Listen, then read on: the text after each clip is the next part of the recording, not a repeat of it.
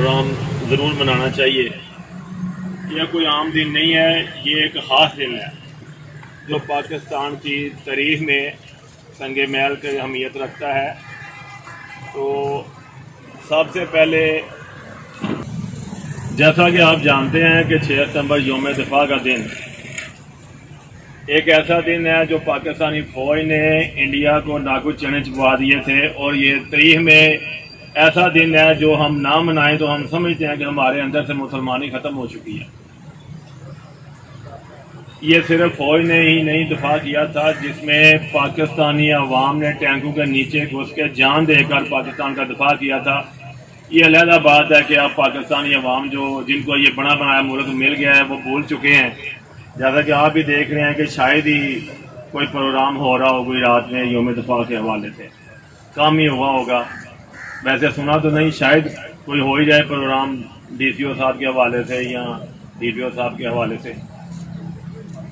किसी भी चीज़ की कदर वही जानते हैं जिन पे कोई चीज़ बीती होती है, जिन्होंने कुछ देखा होता है। बिशारत भट्ट साहब ने अपनी तकरीर में जो बात बताई है वो बिल्कुल सही है। जिन लोगों ने वो वक्त नहीं देखा, वो दिन नहीं देखा, उनको क्या पता 6 सितंबर को क्या हुआ था। ये सुनी सुनाई बातें हैं, जिस तरीके से भी हम करते हैं, हर बंदा अपने तरीके से बताता है कि 6 सितंबर का दिन कैसा दिन था। वो एक ऐसा दिन था कि इंडिया ने अचानक हमला करके पाकिस्तान की सालमियत पर ऐसे जैसे एक डाका डालता है बंदा, इस तरह का हमला किया कि अचानक जो हमला होता है वो बहुत सख्त होता है, उसका दफा करना इतना आसान नहीं होता। लेकिन पाकिस्तानी फौज जिंदाबाद, जिन्होंने जान की बाजी लगाकर पाकिस्तान का सर फख्र से बुलंद कर दिया और उनको नाकू चने चबा कर बता दिया कि पाकिस्तानी फौज जो है वो पाकिस्तान का दफा करना जानती है और करके दिखाया है। इस हवाले से मैं ये समझता हूँ कि पाकिस्तान में ज़्यादा से ज़्यादा 6 सितंबर के दफा के दिन को मनाना चाहिए, ताकि आवाम को पता चले कि पाकिस्तानी फौज ने कैसे डट कर मुकाबला किया। और साथ आवाम ने भी अपनी जान देकर, जो मेरे इल्म में आया है कि 40-50 लोगों ने अपने जान के साथ बम बांध कर अपने जिस्म के साथ टैंकों के नीचे चले गए थे, और 40-50 टैंक इंडिया के जब तबाह हुए तो वो वापस भाग गए कि पता नहीं क्या चीज़ है पाकिस्तान के पास, जो भी टैंक आगे जाता है तबाह हो जाता है। और यह जज्बा पाकिस्तानी अवाम में अब भी मौजूद है। अल्लाह के फजल करम से जब भी पाकिस्तानी फौज को आवाम की जरूरत पड़ी तो अवाम इसी तरह हाजिर है, जैसे डिस्ट्रिक्ट गुजरात प्रेस क्लब आज इस प्लेटफार्म पे हाजिर है। और लाला जी नजर में भी ये बात की है कि ये जो डिस्ट्रिक्ट गुजरात प्रेस क्लब के सिपाही हैं, ना ये लालची हैं, ना ये किसी से लेके खाने वाले हैं, ये डट कर अपना मामला सारा खुद हल करने वाले हैं। और आज भी ये इस तरह ही देख लें कि जिस तरह ये चल रहे हैं। अब सारी बातें तो मैं आपको नहीं बताऊंगा, बहरहाल ये वो क्लब है जो अल्लाह के फजल करम से बिल्कुल शफाफ और साफ सुथरा है। और इंतजामिया को जरूरत पड़े या फौज को जरूरत पड़े, इसके जानबाज हर टाइम मौजूद हैं और हाजिर हैं। इंशाअल्लाह ताला डिस्ट्रिक्ट गुजरात प्रेस क्लब जिस तरह पहले फंक्शन कर रहा है, 6 सितंबर के फंक्शन इंशाअल्लाह ताला आगे भी करेगा। और हम ये बताना चाहते हैं इंतजामिया को भी कि चाहे जितनी भी मसरूफियत हो, जो जिंदा कौमें होती हैं वो अपने ऐसे दिन को बुलाया नहीं करते। वो याद रखते हैं कि पाकिस्तानी फौज और अवाम ने जान देकर जिस मुल्क को बचाया, जिसका दफा किया, और आज अवाम के पास उसका वो दिन मनाने के लिए टाइम नहीं है। तो ये हमारे लिए बाइस शर्म बात है कि हम ये दिन ना मना सकें, उसकी याद ना ताज़ा कर सकें।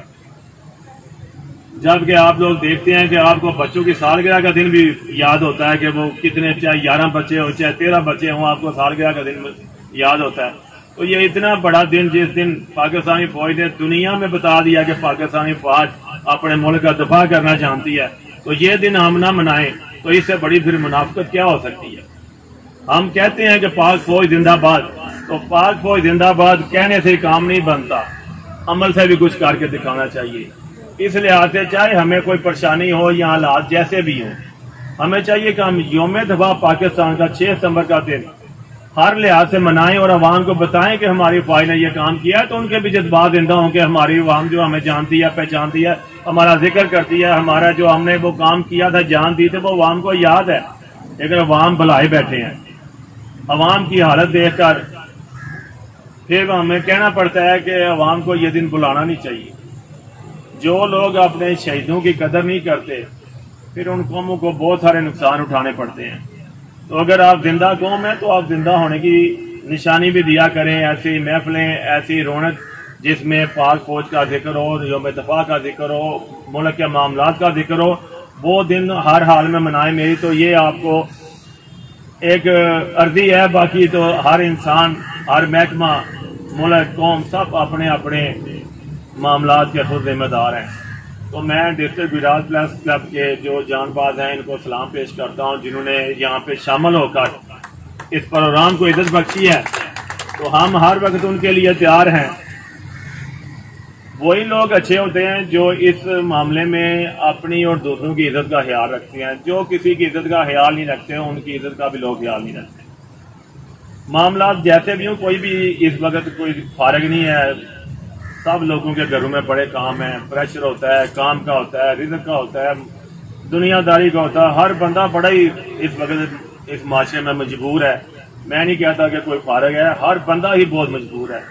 लेकिन उस मजबूरी में जब आपको आवाज़ दी जाती है, वो भी यौम दफा पाकिस्तान के लिए, तो आप हाजिर ना हो तो आपके लिए भी बायस शर्म की बात है कि हम आपको अपने मेंबरान कहें और आप टाइम पर ना पहुंचे, तो आपके लिए भी बायस शर्म है।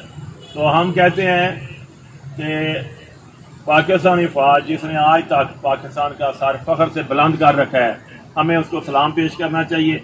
और आइंदा आने वाले वक्त में इंशाअल्लाह ताला 6 सितंबर का जो प्रोग्राम होगा, कोशिश करेंगे इसे बेहतर किया जाए। हमारी तो कोशिश है, बाकी दोस्तों का प्यार और मोहब्बत है। तो इसके साथ ही एक नारा हो जाए, पाकिस्तान जिंदाबाद, पाकिस्तान जिंदाबाद, पाक फौज जिंदाबाद।